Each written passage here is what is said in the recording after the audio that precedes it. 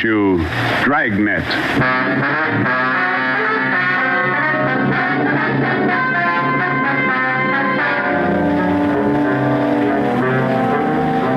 You're a detective sergeant. You're assigned to homicide detail. A gang of quick-trigger gunmen have moved in on your city. They've given public notice that they'll kill the first cop who tries to take them. You know the risks. Your job, apprehend the suspects. Dragnet, the documented drama of an actual crime, investigated and solved by the men who unrelentingly stand watch on the security of your home, your family, and your life. For the next 30 minutes, in cooperation with the Los Angeles Police Department, you will travel step by step on the side of the law through an actual case, from beginning to end, from crime to punishment. Dragnet is the story of your police force in action.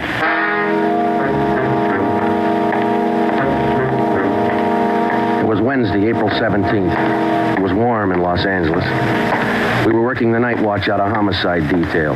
The boss is Ed Backstrand, chief of detectives. My partner's Ben Romero. My name's Friday. I was on the way back from the record bureau. It was 4 minutes to 6 when I got to room 42. Homicide.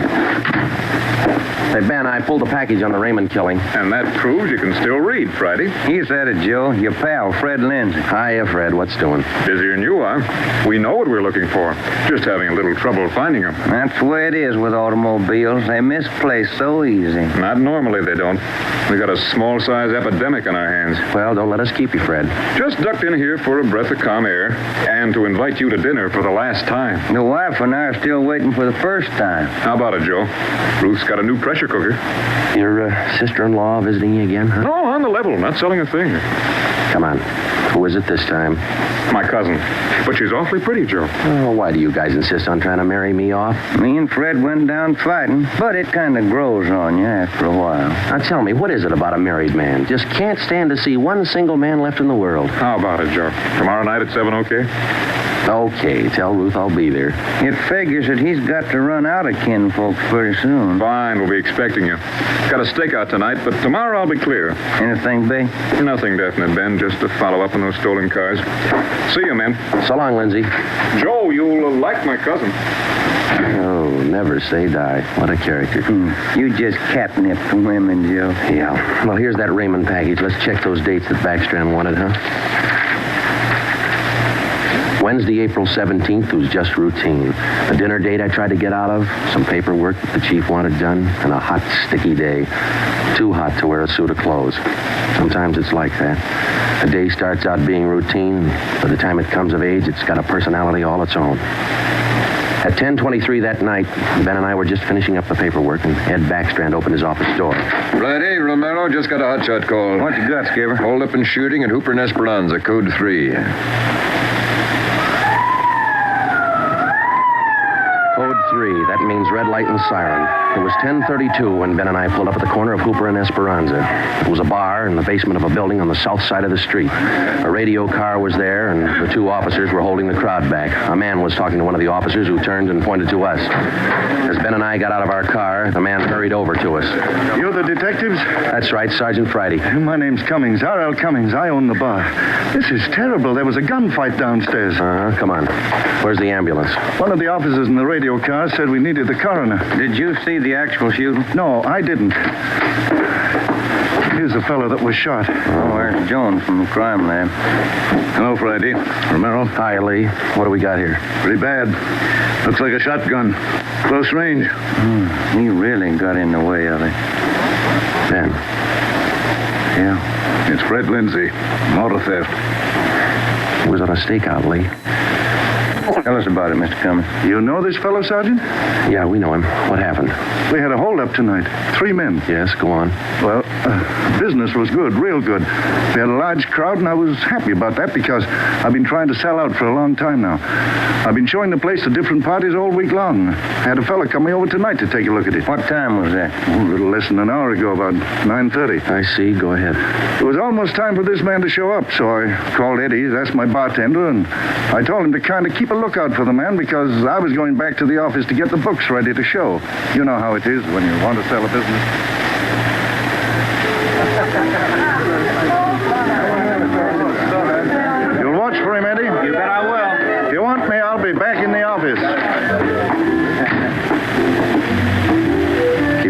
shut and stand still. Huh? You own this spot, don't you? Well, yes.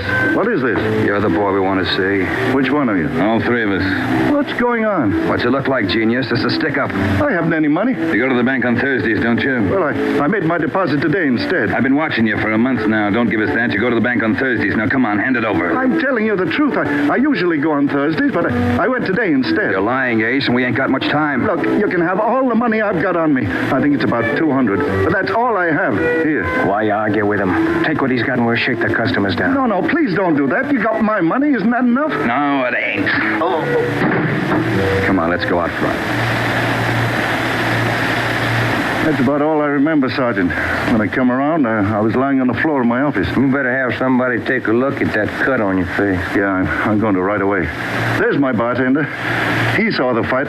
What's his name, Eddie? Yeah. Eddie? Yes, sir? These men are detectives, Eddie. Will you tell them what you saw? Oh, it was pretty rough. Tell us what happened when they started to shoot. That fellow the coroner just took out of here sure was long on nerve. Took on all three of them single-handed. Tell us what you saw. You ought to get that fellow's name. Sure had a lot of nerve. Took over just like he was a cop. He was a cop. Now, what did you see? I pegged him for a cop. Well, he was sitting up at the bar. Been nursing a bottle of beer for about an hour. I was keeping an eye on the front door, watching for this fellow the boss wanted to see. So I didn't see the three hold-up men come through from the back. But I heard them. All right, let's knock it off. You can all see this shotgun. Anybody make a move and I'll blow your head off. Demas, cover the front door. Got it. Sickle, shake them down. Okay, gents. You guys in the band, keep that music going. The rest of you people turn around and face the bar. Put your hands on top of the bar and leave them there till we tell you to move. Come on, hurry up. Knock it off. Okay, Sickle. We'll take your money, your watches, anything else you got. Now, don't try to be cute and hold out. All right, Hugh, take off the watch. I'll get your billfold. You, lady, let's have the ring. This man they called Sickle went right down the line. Took everything he could lay his hands on. This cop, your friend, was facing me at the far end of the bar. He was standing there just like the others. He kind of leaned toward me a little. Can you see the guy with the shotgun? Yeah. Where is he? Center of the room. The other guy still at the door? Yeah. Got his gun out? Holding it in his right hand. How far down the line is the other guy? About 10 people away. Hey, you two down at the end there. Knock it off. Hurry up, Sickle. Doing the best I can. Come on, let's have the purse, lady. You, next to the lady here, get the watch off. I'll take this wallet over. How far away now? Getting closer. But we better shut up like he says. I'm going to take the one with the shotgun first. He'll blow you to pieces. I got a gun. How far away is that guy now? I thought Jans told you two to shut up. All right, Sickle, try to move and I'll break your back. Let me go. Go ahead and shoot, Jans. Let me go.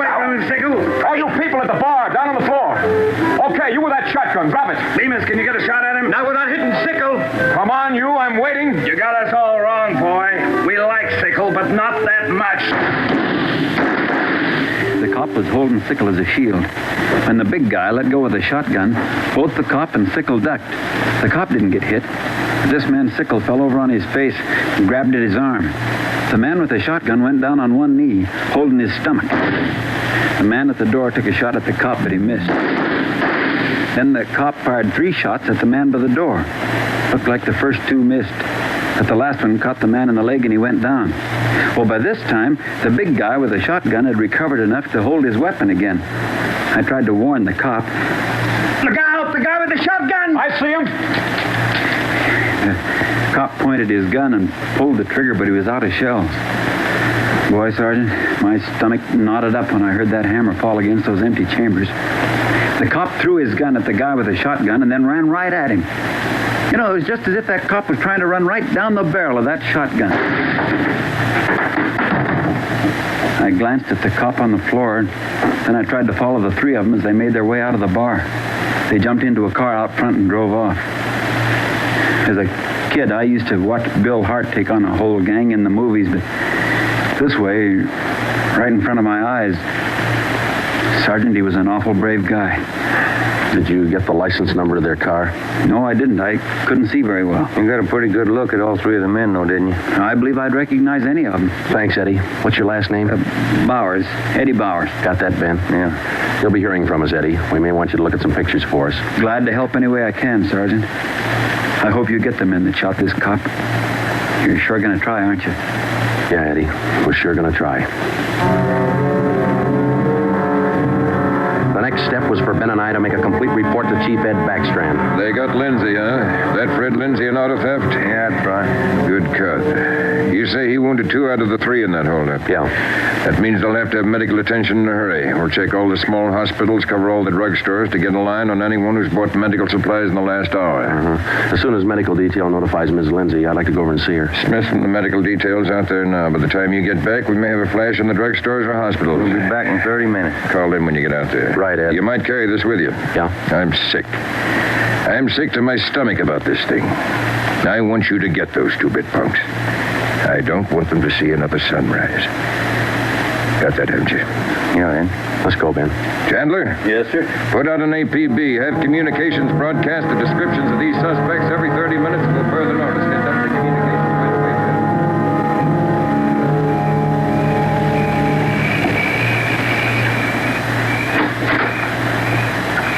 Hello, Joe.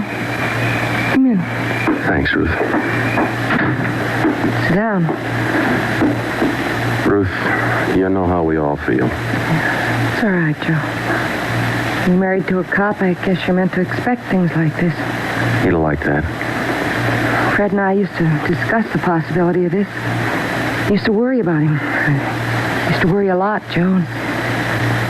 All those nights when he was away and days, I used to worry. Now I know he's safe. Anything you want or you need? Thanks, no, Joe. Anything at all that I can do? Yes, Joe. I think there's something you can do. You and Ben are assigned to this case, aren't you? That's right. Then be careful. Just thinking that you and Ben will have to face those killers. Ben's wife.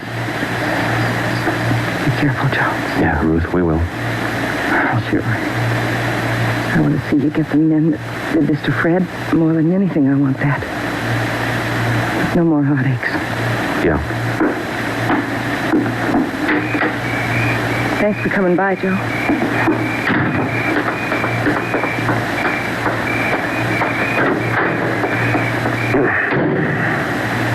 How'd you take it, Joe? Let's go.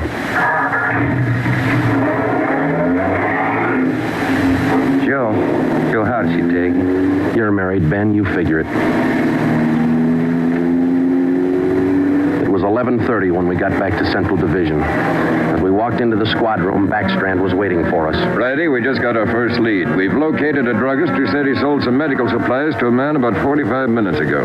There's the address. Pretty close to the scene of the shooting. Hop out and see him right away. The Rex Pharmacy was exactly 14 blocks from the Red Feather Bar where the shooting took place. Rex Pharmacy was like your corner drugstore, complete with apothecary jars and shower curtains. The druggist was the same little man who's been prescribing sulfur and molasses since you were a kid in school. I'm just about ready to close. What can I do for you, gentlemen? We're from the police department. I've been halfway expecting you fellows. We got a report that you sold some medical supplies to a man about an hour ago. Yes, sir, that's right. It's like I was telling those other officers that were here a while ago.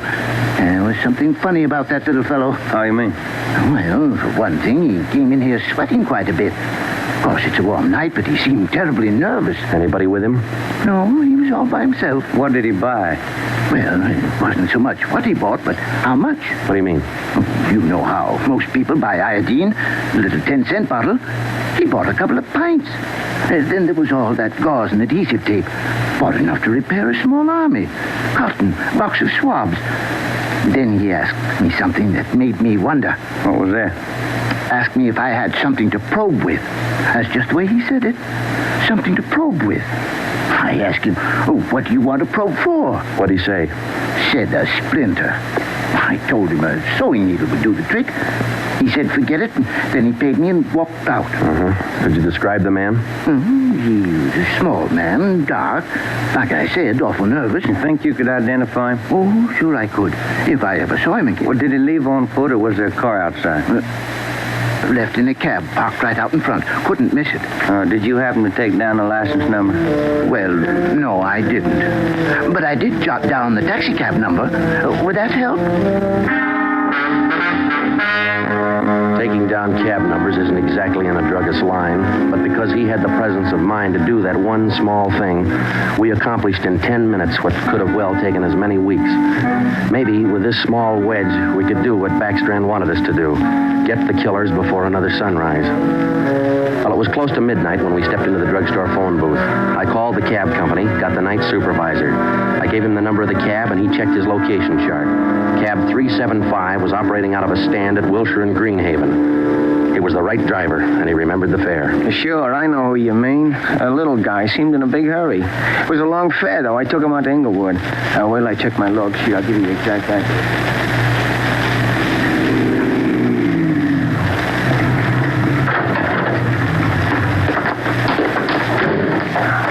Joe, 1523 Imperial, the rooming house. Yeah, come on, we'll check with the landlady. Kind of late, Joe. Yeah, let's stand away from the door, huh? Might not be the landlady who answers. Yes, what do you want? Police department. Oh, yeah, just a minute. Let me see your badge. There you are, ma'am. I'm Sergeant Friday. This is Romero, homicide. All right. What do you want? I run a good, clean rooming house here. It's not the house, lady. It's one of your tenants. Which one? That's what we want you to help us on. Look, do you men know what time it is? Come back here in the morning. Sorry, this can't wait till morning. Well, I'm not going to invite you in. We'll talk right here on the porch and keep your voices down. My tenants work during the day. Whatever you say, ma'am. Now, what is it you want to know? We're looking for a small, dark man. Well, I got 3 here. Could fit that description. No, he came in late tonight, about 45 minutes ago. Well, I wouldn't know about that. I don't spy on my people. This is very important. You'll have to keep your voices down. Sorry. He's dark and he's small. Oh, I didn't just say he was dark. You must mean Mr. Tyndall. What's he done? What's his room number? He's in room 10, but I can't allow you to tramp up and down the stairs at this hour. You'll wake all my roomers. We'll be as quiet as he wants us to be. What do you mean by that? Is there going to be trouble? I don't know, lady. Where do we find number 10? The end of the hall, last room on the right, and keep your voices down. If you'll just wait in your room, lady, we'll call you for won't you? Okay, here we are. I keep the door clear, Ben. We might have trouble. Think they all in there? We'll know in a minute.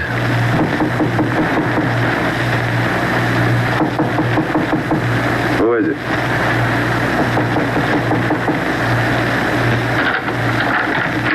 What do you want? Police department. I'll try this. Close it, Joe. What do you want with me? What are you looking for? Close it's empty. What'd you say your name was? Tyndall, Bob Tyndall. New name, but same face, huh, Joe? Yeah, how long you been out of jail, Tenny? My name ain't Tenney, it's Tyndall. Your name's not Tyndall, it's Sam Tenney. We sent you up on a robbery charge 4 years ago. Now, isn't that right, Tenny? No, it's not right. You got the wrong man. I never been in jail. Yes, you have, because we sent you there. Now, come on. Who'd you buy the medical supplies for? I don't know what you're talking about. Look, Tenny, it's a hot night and it's late, so let's cut out the smart talk, huh? Who'd you buy those medical supplies for? Tenny, look, you're a two-time loser right now. Who are you shielding? You got nothing on me. I ain't done a thing. We can prove that you bought those supplies tonight, and it can go kind of hard on you. So let's open up. I've been out of this room all night long. We got a druggist and a cab driver who will make a liar out of you. I still don't know a thing. That cab driver hauled you home here 45 minutes ago. Where were you? I was out on a date. Is that who you bought the medicine for? Ben, call the druggist and get that cab driver. We'll take Tenny downtown. All right, all right. All I did was buy the bandages and stuff. I got nothing else to do with this. Who'd you buy the stuff for? Now, you know everything else. You figure it. Oh, now, look, punk. We know there were 3 of them. One of them killed a cop. We're going to get to him, and Tenny, you're not going to stand in our way. He killed somebody. They didn't tell me that. Who didn't tell you? I don't want any part of murder. I'm going to tell you who it was, but I'm clean. I got nothing to do with it. I was trying to help him out of a jam. Who were you trying to help? It was Roy Bemis, Charlie Sickle, and Red Jans. They didn't tell me nothing about murder. Well, why'd you help? They offered me a pretty good piece of change to run an errand for them. You know I got paid for. That's all I had to do with it.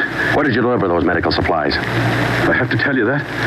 I'm afraid of Jans. He's awful free with that shotgun. We'll give you protection. Now, where are they? Can I go to jail till you get them? You'll get protection. Give us the address. It's an apartment house. Just around the corner from here. The Blue Eagle. We took Sam Tenney down to Central Division with us. On the way downtown, he told us that Red Jantz and the other 2 had their room at the Blue Eagle barricaded. Tenney said that they told him that they'd kill the first cop who tried to take them. But we knew they were wounded. He told us that Sickle had an arm wound, Bemis got it in the leg, and Jantz had a slug in his side. We figured they'd be weak from the loss of blood, and we could take them easy. You'll never take those guys easy.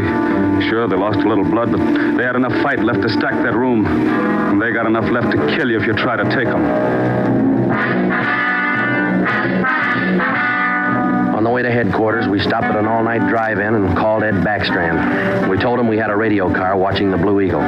We gave him the whole story and told him we were on our way in. By the time we checked into homicide, Ed had the plan all mapped out. It was 2:25 a.m. Here's the map from the city engineers. It's one city block bounded on the north by Hawthorne Street, on the south Lawndale Avenue, on the east 16th Street, and to the west 17th. Blue Eagle apartment house is right here, on 16th and Hawthorne. West of the Blue Eagle is a private residence. South of the Blue Eagle on 16th is a vacant lot.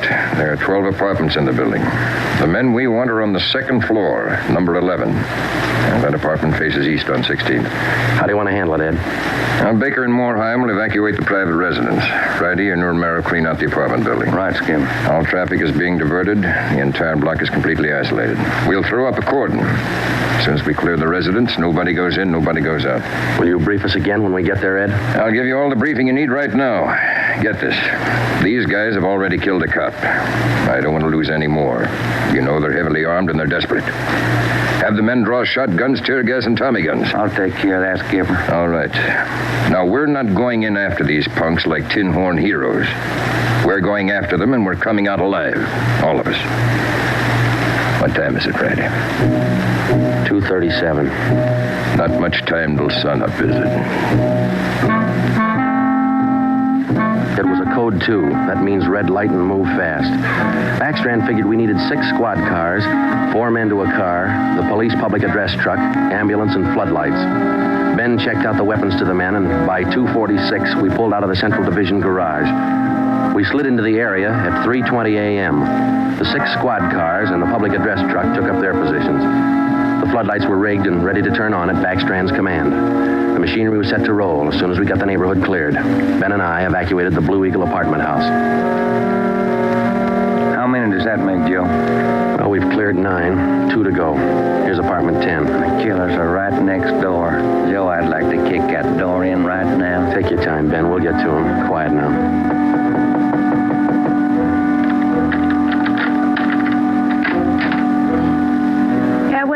Police department. May we come in? Yeah, of course. What's the trouble? No trouble. We're evacuating the building. Now, we'll have to ask you to leave by the back door. We'll notify you when to return. Please leave quietly and lock your door. What's going on? No time to explain. Thank you very much for your cooperation. Okay, now, we'll skip 11 and go to 12. Yeah.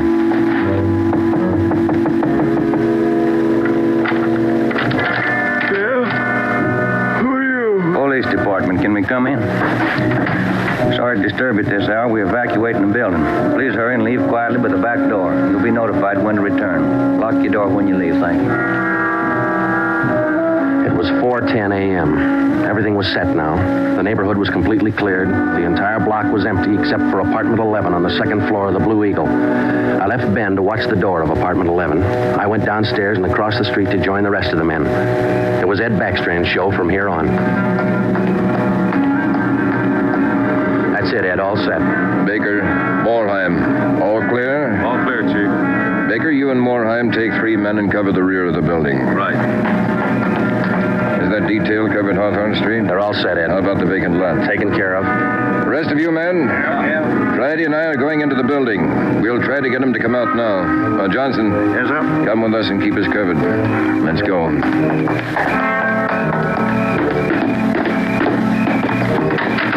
Apartment 11's up at the head of the stairs, Ed. Right. Any action, Romero? Not a thing, Skipper. Keep down, all of you. I'll try to get them out. Jance, Bemis, Sickle, you're all alone. The building's clear. Come on out with your hands behind your head. Come on out, Jance, or we'll come in and get you. You hear me? I hear you, Ed. Come on, let's get out to the street. Johnson, cover that door and be careful. Keep down. Right, Chief. Friday, Romero, come with me. We left Sergeant Johnson to watch the door, and we ran out into 16th Street and ducked down behind the police sound truck. The floodlights hit the side of the building. Backstrand grabbed the microphone. Jance, Bemis, Sickle, you've got 30 seconds to come down out of that room. Walk out backwards with your hands behind your head.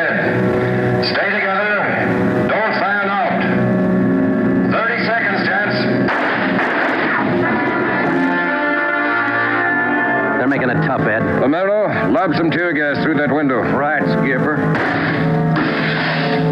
Come on out, Bemis. We're giving you a chance. That's more than you gave that cop in the bar. Come on out. That's Jance, Ed. He isn't coming out. They must have got Johnson because he's in another room. Shoot the gas in there. That's not going to get him out, Ed. Give it time, Friday. Burn those floodlights in up there. Friday, rake that second floor with the Tommy gun. Let's keep him in one room. Right. Hold your fire, Friday. George, give us a couple of masks. Ben and I are going in. The rest of you men concentrate your fire on those 2 rooms. Hit them down. Here's your mask, Joe. Let's go.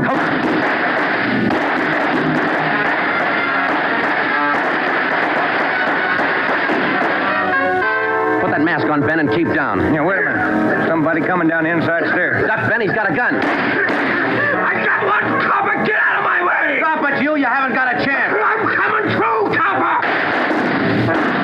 I think I stopped him, Joe. Can you see Johnson? No, it's too much gas in there. All right, you 2 up there. We got one of you. The other 2, come on out. Joe, think we got him? I don't know. Can you see Johnson? No, Joe. It's still too thick in there. I'm going in, Ben. Cover me. Come on. We know there are 2 of you up there. Just one, copper. Throw your gun down the stairs ahead of you. Hurry up. Shotgun, Joe. Jance. I see him. I'll take him at the foot of the stairs. All right, I got my hands up. I found Johnson, Ben. All right, Jance, outside. Come on. Move. Put the handcuffs on him, Ben. I'll cover you. How's John? I don't know. Ed, get the ambulance crew over here. Jance, who's this other guy we got? Bemis. How about Sickle? I said just one, didn't I, copper? Never mind the smart talk, Jance. Now just answer the question, huh? Sickle wanted out of it a long time ago, so I let him out. He's upstairs. I let him out the back way. Mean you shot him? He wanted out, didn't he? All right, we'll take him in. Johnson's in the ambulance. I'll see you in the office. Right, Skipper.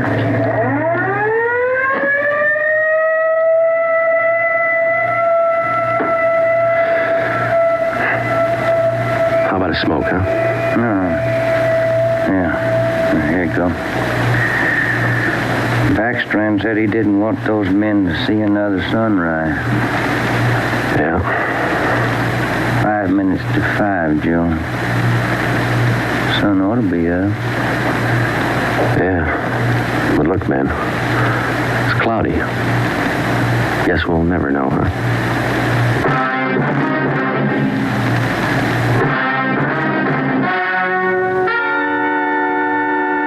The story you have just heard was true. Only the names were changed to protect the innocent. Edgar Red Jans, the sole survivor, was tried and convicted and sentenced to be put to death in the state penitentiary in the manner prescribed by law.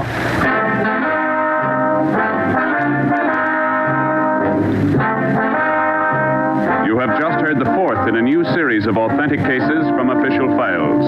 Technical advice for Dragnet comes from the office of C.B. Horrell, Chief of Police, Los Angeles Police Department.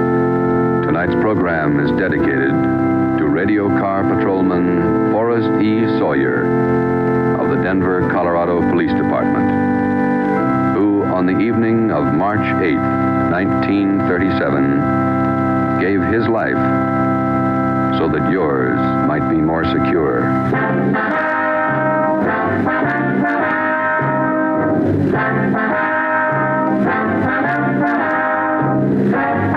Dragnet came to you from Los Angeles.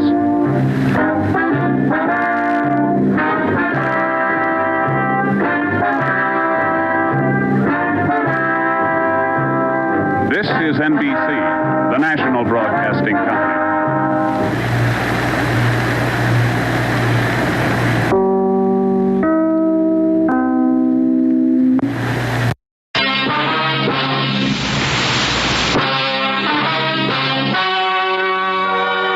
Ladies and gentlemen, the story you are about to hear is true.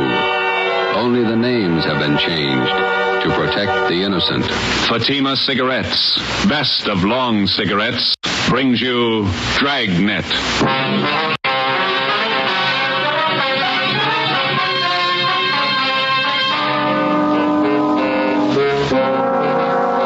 You're a detective sergeant. You're assigned to robbery detail. $8,000 worth of Chinese jade has been stolen. criminal is vicious. His weapon, a handful of buckshot in a handkerchief. Your job, get him. If you want a long cigarette, smoke the best of long cigarettes. Smoke Fatima. Fatima is the long cigarette which contains the finest Turkish and domestic tobaccos superbly blended to make Fatima extra mild. And that's why Fatima has a much different, much better flavor and aroma than any other long cigarette. That's why Fatima is doubling and redoubling its smokers. So, if you want a long cigarette, smoke the best of all long cigarettes. Smoke Fatima. Dragnet, the documented drama of an actual crime.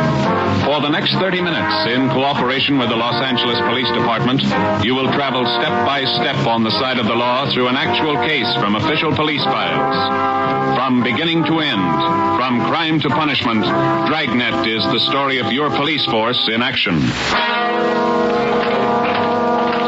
It was Monday, December 1st. It was foggy in Los Angeles.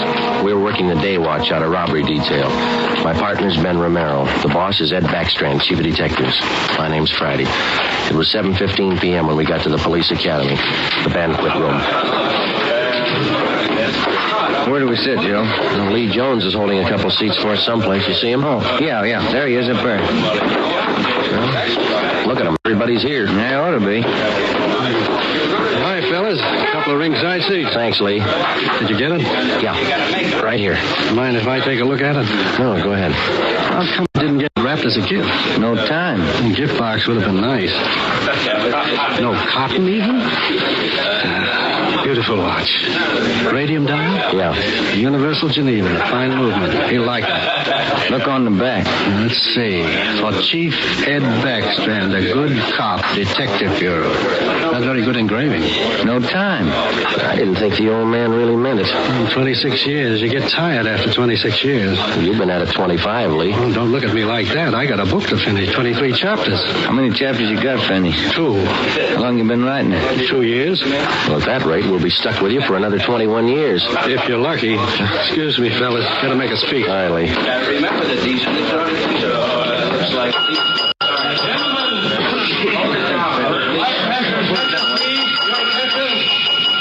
To get the proceedings underway here, before we introduce the man of the hour, I'd like to pass along a little story you might get a kick out of. I was driving down from Utah last year, stopped off at a hotel in Elko, Nevada. When I went up to register for my room, there was an Indian ahead of me. The clerk asked this Indian fella to sign his name, and the clerk handed him a pen. The Indian made an X on the book. The clerk looked at him for a minute and said, "Say, aren't you Chief Deerskin? Haven't I seen you in the movies?" The Indian nodded his head and looked a little upset. "Oh," he said. "Oh, we make a lot of movies in Hollywood." The clerk smiled and said, "A lot of people in Elko here like to get your autograph, Chief." Then the Indian grabbed the pen up again and he said, "Me no like 'em autograph hunters. Me no want to be bothered." Then he drew a circle around the X he made. The clerk said, "Why you do that, Chief?" The Indian said, "Me no use the right name." Oh, hey, Joe. Yeah, there's Rogers over there. He's motioning to where? Oh, yeah, excuse me a minute, Ben. Chief who's retiring tonight. He's been using his right name for 26 years, and he's proud of it. And we're proud to have been associated. You want me, Rogers? A phone for you, Joe. You can take it on the extension After outside. 26 Thanks, Pete. years of service, he's retiring from the Los Angeles Police Department. We're going to miss him. Gentlemen, a fine officer, Chief Ed Backstrand. Where's the phone? Right over here. Thanks. Friday. Joe, this is Gonzalez. Yeah, Jess. Sorry to bother you, but Power said I should call you. Yeah? I need some lip work. Something big? Pretty big, yeah. Too many loose ends. Pena and I can't pull them all in. When do you want us? As soon as you can get down here. That important, huh? A man may die, Joe.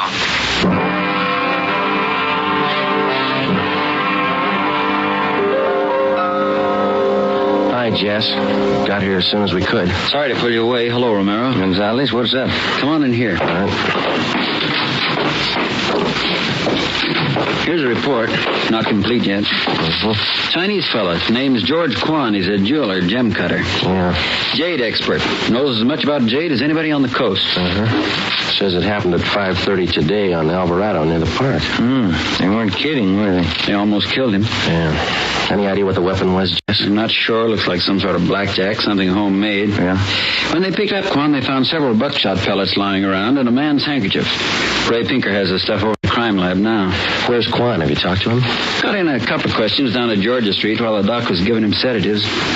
Little guy's a mess, Joe. It's gonna be all right. 50-50 chance when I called you out of the academy. Well, why did they beat him? Did he resist? I don't have it all yet, but from what he said, he was jumped from behind, didn't have a chance to fight. Whoever it was kept beating him long after he was unconscious. What'd they take him for? A couple of pieces of jade, large ones, very rare. You got anything else? Yeah, we got a star witness, just one. Did you talk to him yet? Just did for an hour and a half. You want to crack at her? Are you having trouble with him? Yeah, little. All right, Pena. Send him in again. Yes, sir. You want to talk some more? 6 years old, Joe. His name was Norman Eugene Fisher, and he was 6 years of age last April. Like all young boys his age, his imagination ran away with him. What would be only a minor detail to an adult witness assumed tremendous proportions in Norman's young mind. He told us his story 3 times. Each time he elaborated a little more until what he claimed was the truth could only have been figments of a small child's imagination. Ben and I, together with Gonzalez and Pena, talked with the boy for another hour. We were getting tired, but Norman enjoyed his position as star witness. Once more, Norman, please, try to remember it as it really happened. It was just like I said. Let me try, Jess. Go ahead, Romero. You did see it happen this afternoon, didn't you, Norman? Yes, sir, I did. Good. Now, you were on your way home from the store. Oh, no, sir. I was running away from a man. He was chasing me. But you just told us, Norman, that you were on your way home from the store. Oh, no, sir. That was yesterday. But you told us. Just a minute, Ben. Norman, how old are you? Next year, I'm going to be 21. No, that's not right. 21, that's older than I am. Well, when I am 21, I'm going to get a hot rod. Fastest car in the world, 10,000 miles an hour. Sure you will, but how old are you now? 6, but I'm going to be 21 soon. I remember when I was 6 years old, Norman. A lot of things I wanted.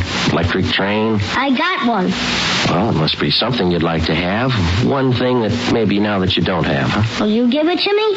Well, if I can. What do you want? I'd like your gun. Well, what do you want a gun for? I want to put people in jail like you guys do. Sometimes it takes more than a gun, Norman. What do you mean? Just because you've got a gun doesn't mean you're a cop. Well, what does? Just a minute, son.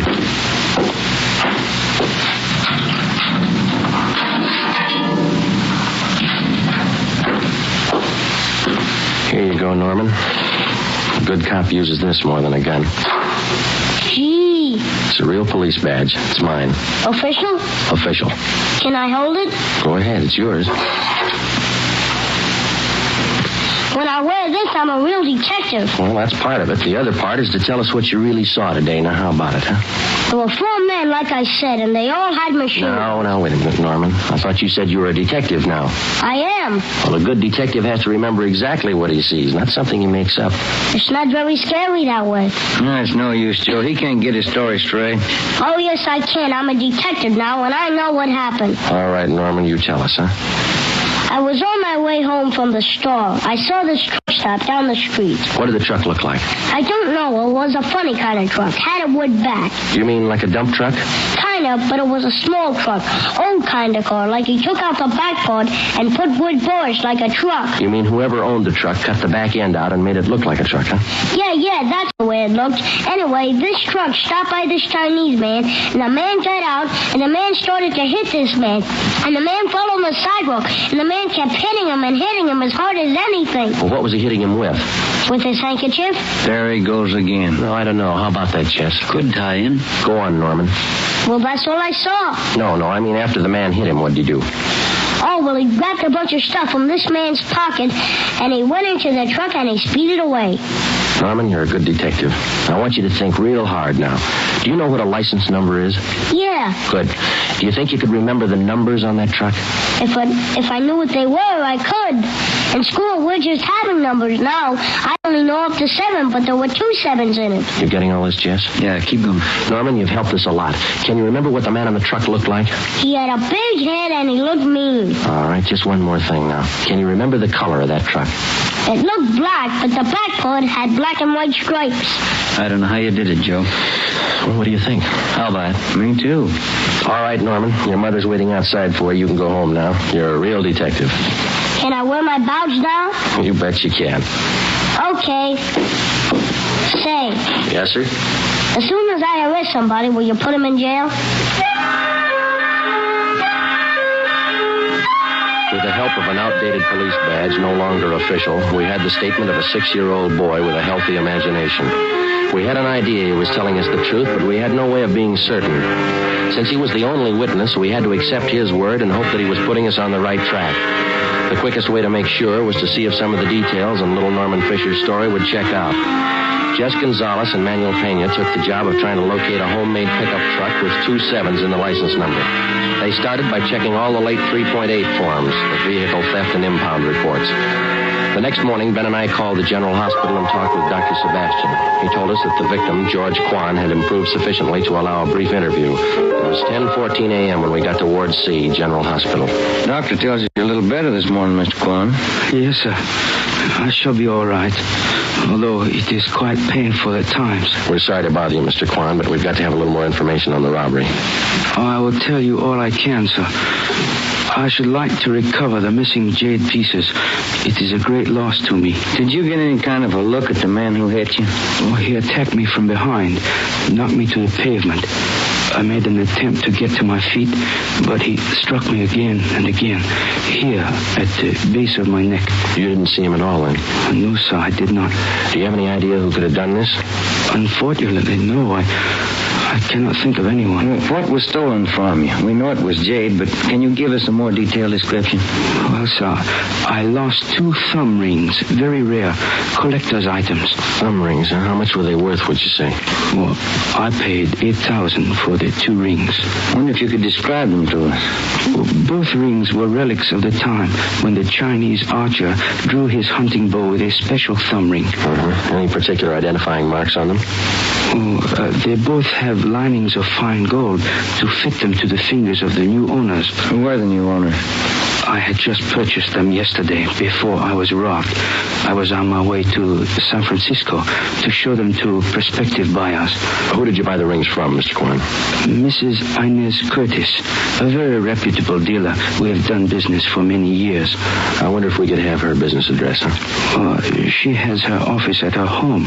It is 1957 Harper Annex off Sunset Boulevard in Beverly Hills. How many people knew that you had the jade on you at that particular time yesterday? Oh, let me see. There were only 2 other buyers present beside Mrs. Curtis. I do not recall their names. They were new to me. Mrs. Curtis would know. Mr. Kwan, we know that you're tired. We have just one more question. Certainly. I wonder if I might trouble you to hand me that tumbler of water with a glass straw. Surely. Here you are.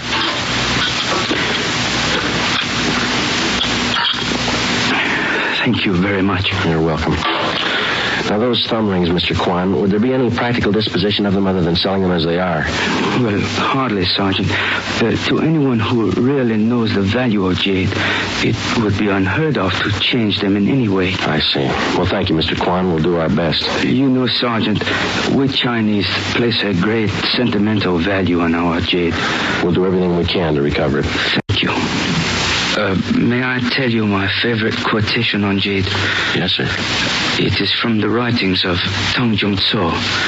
He wrote, "The magic powers of heaven and earth always combine to form perfect result. So the pure essences of hill and water become solidified in precious jade." Ben and I drove out to 1957 Harper Annex, the residence of Mrs. Inez Curtis.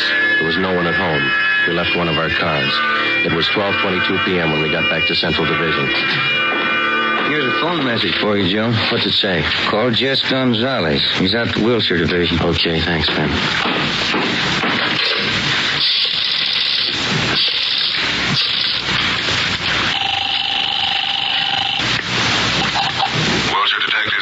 Hi, Harry. Gonzalez around? Just a minute. Jade on 3, Jess. Gonzalez. Friday, Jess. We got the truck and we got the driver. We'll be right out. Something else, Joe. Yeah? The kid was right. There were 2 7s in the license number.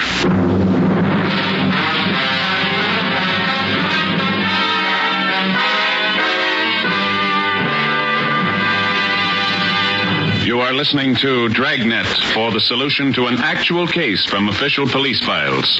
Now, here is a real solution to many of your Christmas shopping problems. If your friends smoke a long cigarette, give the best of long cigarettes. Fatima. Give Fatima for quality. The name Fatima has always stood for the best in cigarette quality. Give Fatima for flavor. Fatima has a much different, much better flavor and aroma than any other long cigarette. Give Fatima. They're extra mild. Yes, Fatima is the long cigarette which contains the finest Turkish and domestic tobaccos blended to make Fatima extra mild. Yes, extra mild. So give Fatima for Christmas in the attractive golden yellow carton. It's the long cigarette that has doubled and redoubled its smokers. More and more smokers every day agree Fatima is the best of all long cigarettes.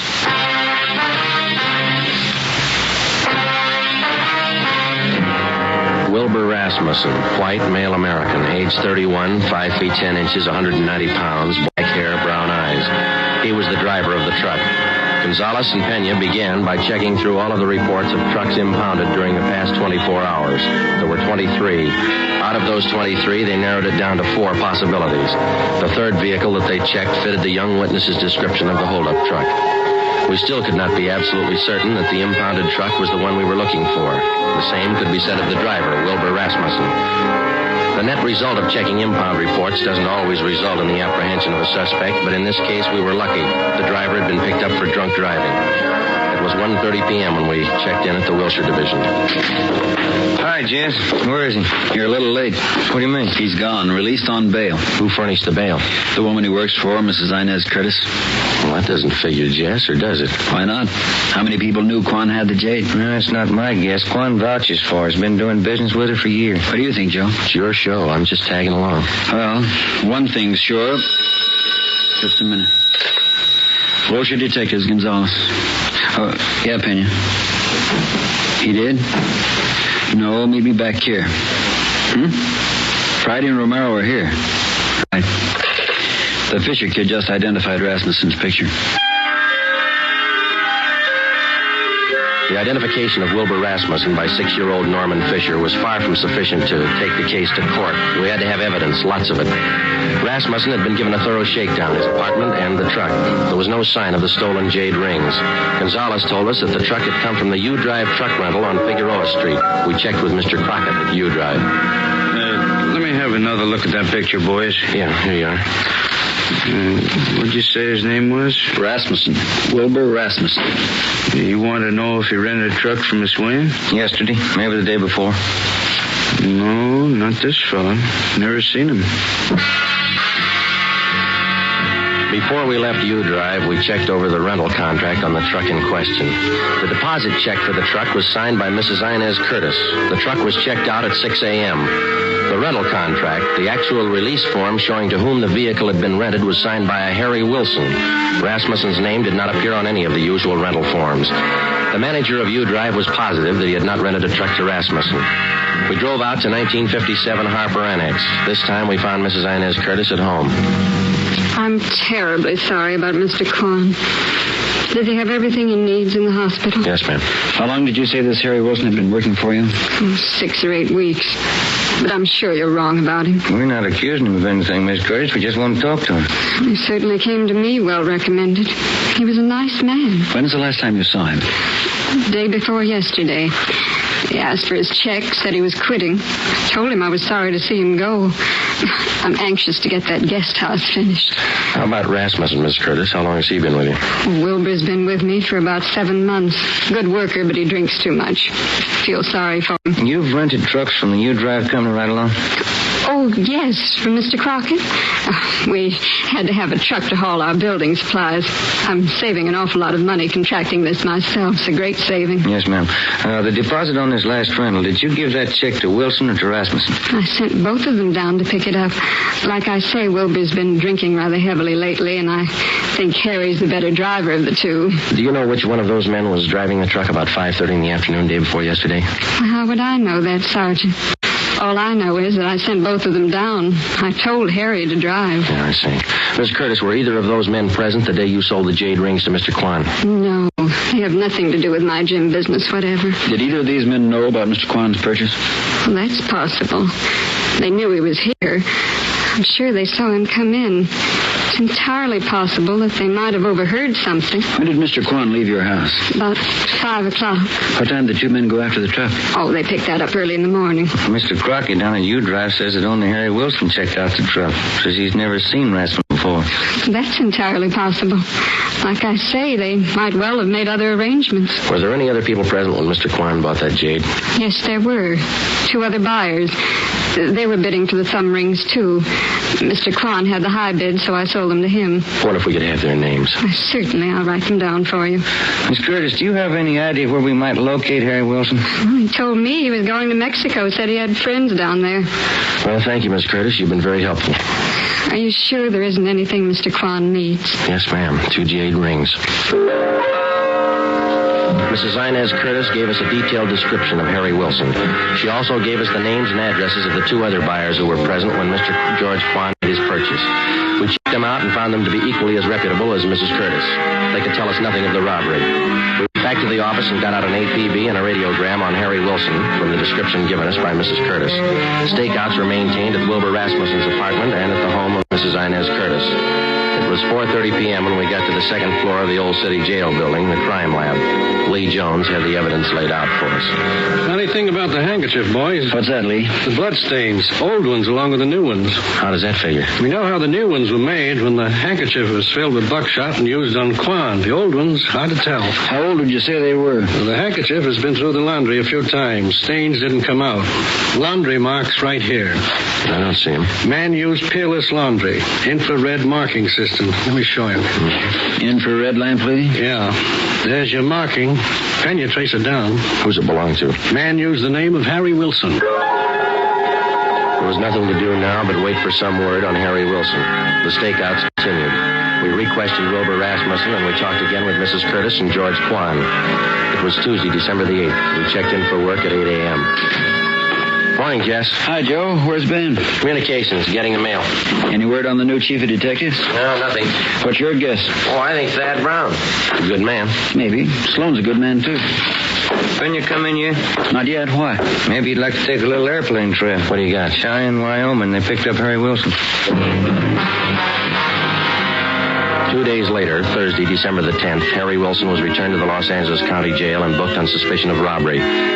We checked with Lieutenant Frank Cunningham in the Record Bureau. From Wilson's fingerprints, he ran a make on him. Harry Wilson was an alias. We found out that he had lengthy records of arrests and jail terms for robbery, burglary, and grand larceny. Mr. Crockett at U-Drive identified Wilson's picture. He was a 2-time loser. It's up to you, Wilson. It can go hard for you or easy. I'm in the spot, huh? You're in the spot. Lay it out for him, Jess. It's all stacked against you, Wilson. We know you rented the truck. You knew Quan was at Mrs. Curtis' house. Your handkerchief was found at the scene of the crime. You wouldn't believe me if I said I didn't do it? With that kind of evidence, how can we? I didn't. I don't know if I can prove it, but I didn't. If you didn't, we'll help you prove it. First, you gotta believe me. You know why. Yeah? I've had it twice. Once more, and I'm in for life. All right, you got it figured. Now what do you got to say? Rasmussen did it. He knocked Quan over. Where were you? Buying my ticket for Cheyenne. I didn't want any part of it. How do you account for that handkerchief? It was mine, but Rasmussen had it. He cut his finger one day in the job. I loaned it to him. Well, that checks. Old blood stains, new ones. All right, let's pick up Rasmussen. While you're at it, pick up the Curtis dame. She planned it. Wilbur Rasmussen was picked up and brought in. After intense cross-questioning, we confronted him with Harry Wilson's statement. In the face of this testimony, he broke completely. He gave us a full confession implicating Mrs. Inez Curtis. He admitted beating George Kwan and taking the Jade Thumb Rings. He said he received $200 from Mrs. Curtis for the job. He requested that he be allowed to turn state's evidence. Mrs. Inez Curtis was brought to the interrogation room. Of course, you gentlemen have proof to substantiate all these accusations. Yes, ma'am, we have. It better be good. I have a fine lawyer. We've got signed and recorded confessions of Wilson and Rasmussen, the two men who worked for you. Shall we play the recordings for you? That won't be necessary. Miss Curtis, you got $8,000 for those rings. Wasn't that enough? Not when I could make 16, no. Where are the rings now? I'm not going to get life for this, you know. No. Jade doesn't spoil. It'll still be good when I get out. Yeah, but you'll be too old to appreciate it, Miss Curtis. Okay, Penny. That was a funny one. Sure was. How about it? Did you figure it this way, Joe? You don't expect me to answer that, do you?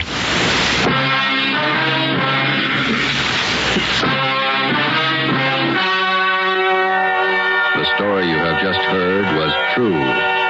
Only the names were changed to protect the innocent. On March 2nd, 1949, trial was held in Superior Court, Department 82, City and County of Los Angeles, State of California. In a moment, the results of that trial. Now, here are authentic reports from all over the country that tell the story of Fatima's sensational increase in popularity. New York Division. Fatima sales up 132%. Chicago Division. Fatima sales up 453%. Los Angeles Division. Fatima sales up 545%. Yes, more and more smokers agree Fatima is the best of long cigarettes. So enjoy Fatima yourself and give extra mild Fatimas for Christmas in the attractive golden yellow carton. Everyone who smokes Fatima says that this great new long cigarette is the best of all long cigarettes.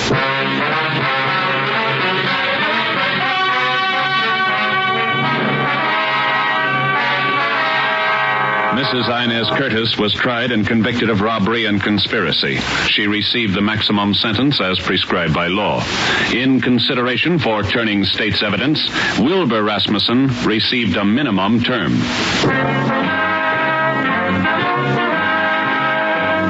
You have just heard Dragnet, a new series of authentic cases from official files. Technical advice for Dragnet comes from the Office of Acting Chief of Police, W.A. Wharton, Los Angeles Police Department.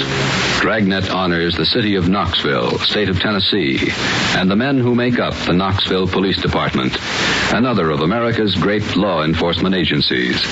One of these men, Sergeant Joe H. Roberts, director of the Knoxville City School Safety Patrols, who dedicates his life to making yours more secure. Fatima Cigarettes, the best of long cigarettes, has brought you Dragnet, portion transcribed from Los Angeles.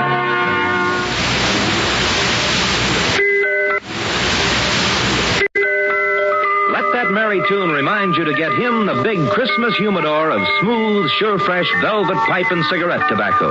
It's a double pleasure to any smoker when you give this generous humidor of velvet. It smokes cool and sweet in both pipe and cigarette. In every way, the gift for him is a Christmas humidor of velvet, America's smoothest smoke. Be sure to listen to Dragnet next week. Your tune for the stars on NBC.